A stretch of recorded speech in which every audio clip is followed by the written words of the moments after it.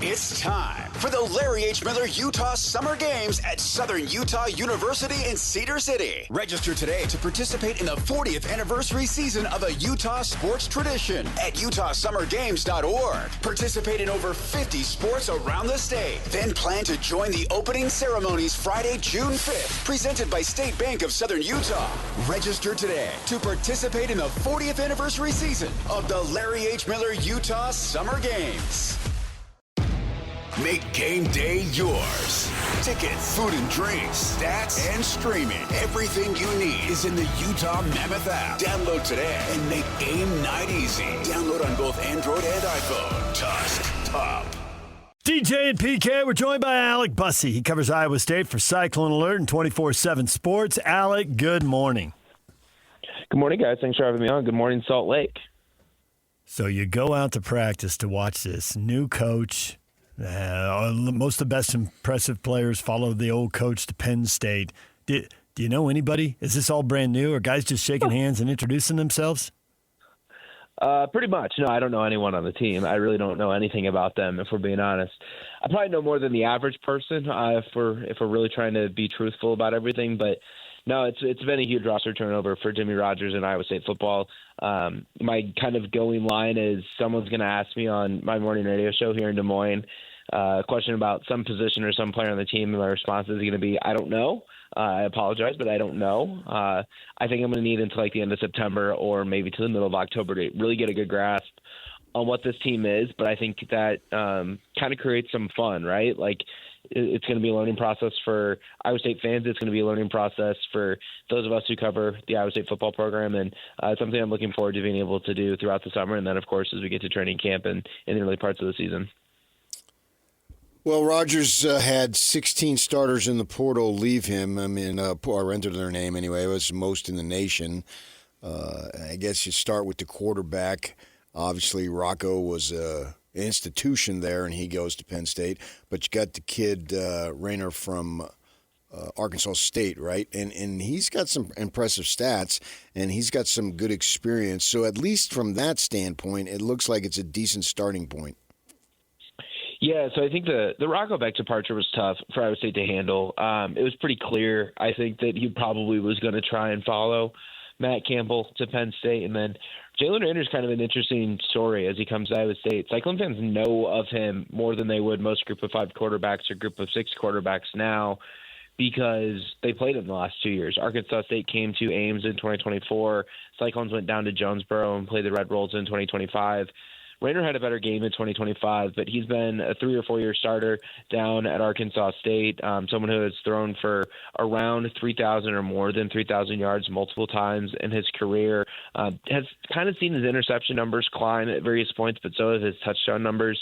Good athlete, not someone who has the greatest size, but I think Iowa State will be able to rely on his athleticism, his ability to play make with his legs within their offense, and they're going to try and run the ball a lot this year. I think that's something that their offensive coordinator, Tyler Roll, takes a ton of pride in. If you look at some of his previous stops and the success that his called offenses have had. So Raiders an interesting fit. I don't think he is, going to come in with the heralded name value that Oklahoma State is getting with Drew Mestemaker coming from the Group of 5 level into the Big 12. But yeah. I don't think that Rayner is going to be the worst quarterback situation in the conference either. They also have a transfer from Oklahoma State, right? Zane Flores, and he appears bigger, but is he not as good a runner? Is that the difference between the two? Yeah, Zane Flores.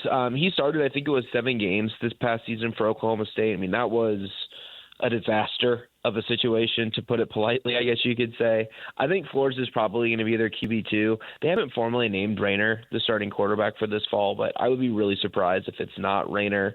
Flores, I think, was probably thrown into a position down in Stillwater to play and start before he was probably ready, with a program that was not set up to win, that ended up being in transition.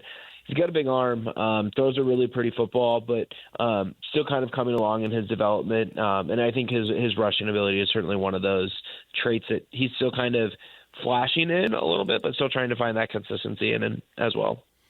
I saw a number that 49 transfers are coming into the program. I don't know if that's accurate as we speak, but that's what I saw. And 15 of them were from Washington State. So you've got to brush up on your Cougar football. Iowa State becoming Washington State East to an extent, and those guys were with Rodgers. So from that perspective, too, there's so much newness, but those guys have a level of familiarity with Rodgers, so that ought to help a bit. Yeah, and a lot of those guys are on the defensive side of the football, and I think that's where you would expect Iowa State, of its three phases, to kind of be at its strongest entering the season. Their defense was pretty good last year at Washington State. Rodgers is a former defensive coordinator, kind of cut his teeth at the FCS level at South Dakota State. His coordinator, Jesse Bobbitt, has been with him for a while on the defensive side. Bobbitt actually took over and was the coordinator, or the interim head coach for Washington State in their bowl game. But, yeah, they bring a lot of guys over on the defensive side from Washington State, particularly on the defensive line. Max Balloon, Bryson Lamb are two guys I expect to contribute at a pretty high level on the interior. Isaac Terrell is someone who was a really productive edge rusher at Washington State in a breakout season a year ago. And then there's a couple of defensive backs as well who come over from Pullman. I think you will see most of the production from the Washington State transfers be on the defensive side, contrary to the opposite side of the ball offensively, where they just brought a couple of receivers over. I just don't think that they have the depth of snaps or the depth of experience on the offensive side with the Washington State transfers as they do the defensive side of the ball. So at running back, I can already feel the drama, and maybe you'll drop your first I don't know of the interview right here. I appreciate your honesty with that off the top. So Jaden Jackson in the spring showcase breaks off a 60-yard run immediately. Oh, maybe this is the running back, except he just left the program a couple of weeks after that spring showcase. So he's gone, and they brought in a guy from Oregon State, which I guess Washington State played him twice, so I guess you can pretty well scout him. Except he can't practice. He's on a scooter, and they don't see what the injury is. So what is happening at running back? What does that depth chart look like, or you just got a bunch of names in a hat, and that has to be sorted out? Yeah, so some recent developments there. So Jaden Jackson does depart the team. I wasn't expecting him to be a contributor for Iowa State this fall at running back. He didn't play at all during his redshirt freshman season in 2025. Jimmy Rogers kind of talked about after the spring showcase that they needed to see more from him. It just sounded like there were some frustrations with him meeting the demands of what the coaching staff ask of the players in various areas. So Jackson leaves the program. So that hurts some of their depth at that position, of course. And then yesterday they hosted, they landed, I should say, Tulane transfer Arnold Barnes, a tailback who comes in from the American Conference. Has never been ultra productive in his career. 2024 was his best season. He rushed for over 400 yards that season for the Green Wave and had all 6 of his career touchdowns. I think last season he ran for about 270 or 280 yards, I think it was. He'll give them some depth around Cam Pettaway and Aiden Flora. Pettaway is probably the guy who I would expect to be at the top of the list for Iowa State this fall. He was the MAC Freshman of the Year this past season, but he actually had more kick return yards. I think that was about 390 to 400. They needed rushing yards, which was closer to 360 or 370. Pettaway's a speedy kid, has good contact balance. Flora's a name that Iowa State fans, I think, are pretty excited about. He was retained from the old coaching staff. He had 2 really long punt returns for Iowa State last year. Both set up scoring opportunities. One came in week 1 of the season as Iowa State moved to 2-0 with a blowout win over South Dakota. And then another one was a clutch punt return in Iowa State's road win over TCU, which kind of gave them some momentum late in the season as they closed an extended losing streak there. But then Salahadin Allah, who you mentioned, was on the scooter in the spring showcase, spring scrimmage. He's going to miss the entire season. He has a torn right Achilles, and I think that's really what led to Iowa State deciding that they needed to go add some depth and bring in Arnold Barnes. But because before they added Barnes, they had just about 830 college rushing yards on their roster, and none of those were as a power conference back. Or I shouldn't say none of those. Very few of those were as a power conference back. So it's a position group that doesn't have a lot of experience. It doesn't have a lot of proven production, but I think it's an important position group for this Iowa State offense because, like I said, I think Tyler Roll, the offensive coordinator, wants to run the football quite a bit. Well, they want to run the football. You got to have a good offensive line, and they lost a couple of guys to transfers. Black to Nebraska. I think Bird to Penn State followed Campbell over there, obviously. And they brought in 10 new linemen. That's a lot. How do you think that's going to work? Yeah, anytime you have to bring in that many offensive linemen to the portal, it's natural to have questions there. And I think the staff is still kind of trying to figure out what their best combination of five guys is across their offensive line right now. One thing that I was really, really impressed with what the staff did in their roster building in January was a scholarship balance across the offensive line. So they have 15 total offensive linemen that are classified as a senior, junior, or sophomore, but they're all redshirt players. So they have 15 total redshirt seniors, juniors, sophomores combined. So that's an experienced group in terms of just college years in a college program or snaps in general. I have some questions just about like power conference production, how some of that translates. They do have a transfer from Oklahoma, Jake Taylor, who I think will start at one of the tackle positions. They've got some guys coming in who I think would have started this upcoming season at their previous stop or were previous starters. So it's a group that I think they're still trying to have gel. I think it's a group that they also feel like right now they can play up to 8 or 9 guys. I think naturally you want to dwindle that down closer to 7 or 8 and rotate those guys if you have to, but still kind of feel like you've got clear identifiable positions for each of those players while still also kind of cross-training them. You know, offensive line is a complicated position to kind of manage and sift through as well. That brings us to wide receiver. Is Cody Jackson the top dog there? I am impressed. This will be his 4th school in 6 years. I'm not clear looking at it why he's getting a 6th year. But from Oklahoma to Houston to Tarleton State to Iowa State, the well-traveled Cody Jackson, or is there somebody else they're really looking to there? Yeah, he's one of the more interesting guys on the entire roster to me. So you mentioned his previous stops. He was never really productive when he was playing in the Big 12 previously, despite being a highly touted recruit coming out of high school. Oklahoma didn't really produce there. Houston did not produce in his 2 seasons with the Cougars. Dropped down to the FCS level, was really good down there, and he's going to come back up to the Big 12 and see if he can produce up here for maybe a 3rd time as a charm. He's not one that I'm banking on contributing at a high level. I think Evan Boyd, the Michigan State transfer, is one that I could see making an impact. I also think that Carter Paps, a transfer from Washington State, is one guy on the offensive side who comes over from Wazoo that I could see make an impact for Iowa State. Receivers, a unique position for this staff. During the spring scrimmage, they were rotating guys through 1st, 2nd, and 3rd string, trying to find the right fit for a lot of different guys, getting them in different positions, be it the X, Y, or the Z. And one name that you guys may have had some familiarity with is Dominic Overby. He's from that Salt Lake area, tall kid, long kid, has really good speed. He had some nice flashes last year, especially as a deep ball threat on those go balls down the sideline. I'm intrigued to see what his next step could be for Iowa State because I think he has some of the physical tools and he had some nice flashes last year, but now that he's set to enter his 3rd year of college in 2026, I'm intrigued to see if he's able to kind of put more of that together with an opportunity to climb the depth chart under a new coaching staff. Micah Harper we're also familiar with. I think he transferred in from Montana by way of BYU. He going to play? Yeah, and I think his role probably was set to increase throughout the spring because Iowa State lost what, in my opinion, was their biggest addition via the transfer portal on defense, and Braden Alls.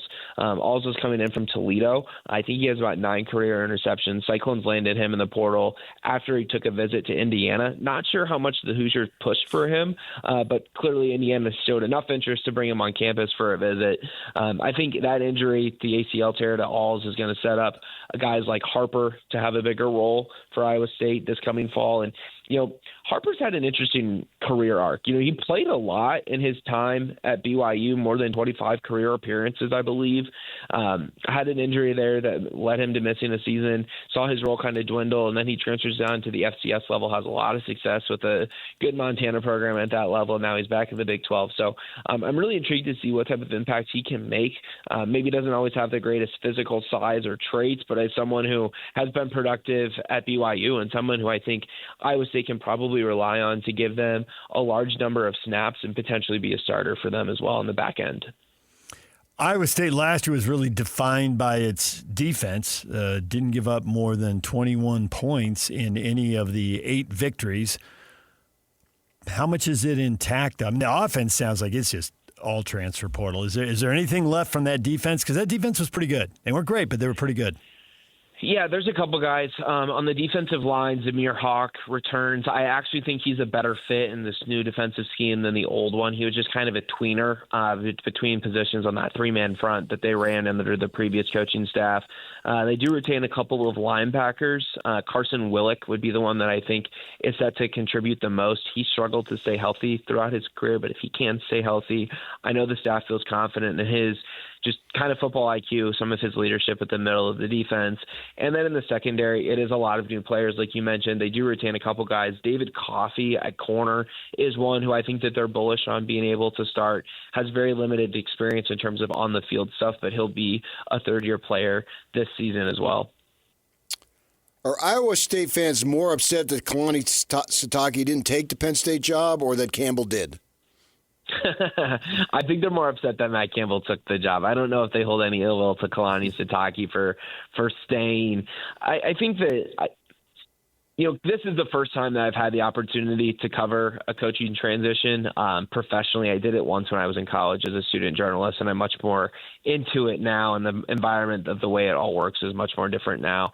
In the last couple of weeks, there's been some frustration, I think, boil over with some commentary that Matt Campbell has made on like the Andy Staples and Ari Wasserman podcast on On3 about recruiting some of the transfers to Penn State and, getting emotional, hosting them and their families for visits. He took, I think, about 20 to 25 Iowa State players with him to Happy Valley. And I think that kind of feels like to Iowa State fans that he left and then he burned the house down on the way out as well. I certainly understand why those feelings would exist, but I also would just ask the question, what is he supposed to do? It's kind of just the way the world works. And Jimmy Rogers brought 15 players with him from Washington State.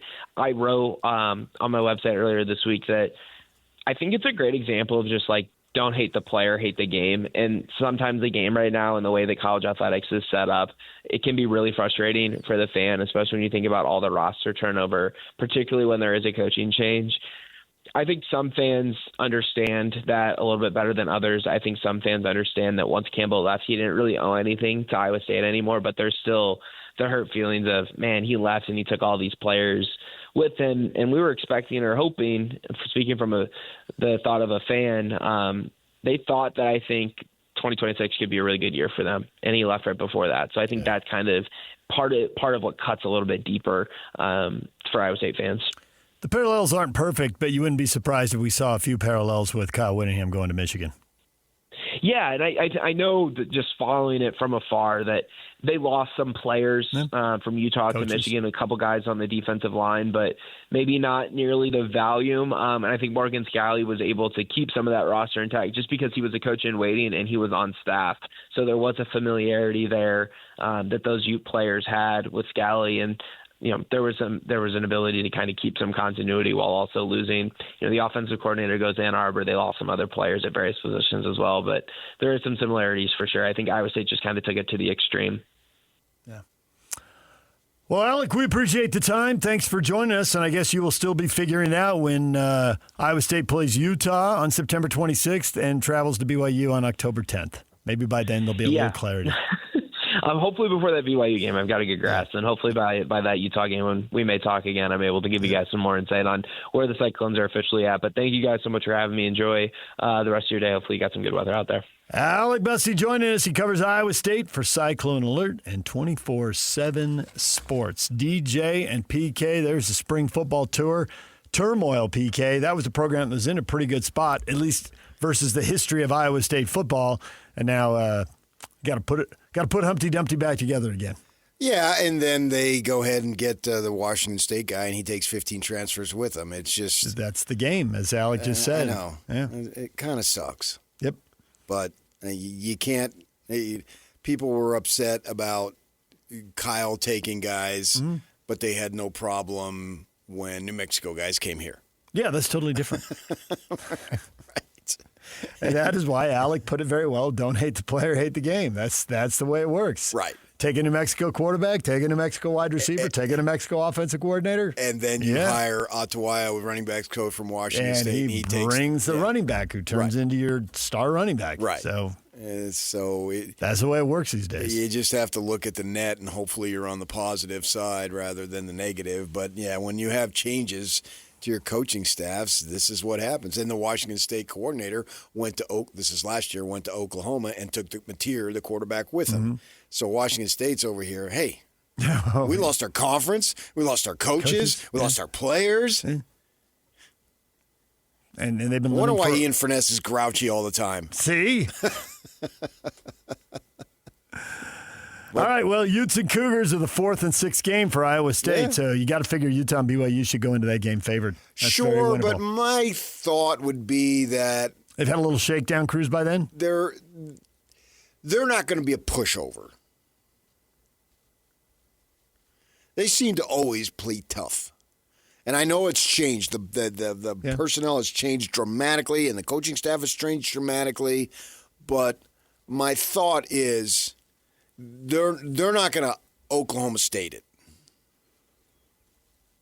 Well, that's a pretty – I would agree with that just because few teams do. That's a pretty dramatic example. I mean, Oklahoma State just really crashed and fell apart. Even if they go 2-7, I think they can be competitive in the games. May not win them. Right. But you won't be getting smoked. I don't think so. Like when Utah went to West Virginia, and there's a first-year coach, there was a lot of transfer portal, and that was, it's on the road, it's a long trip, maybe it could be tough, and that was 28-0 at the half. Right, but they were there. Rich Rod was there because they got fired.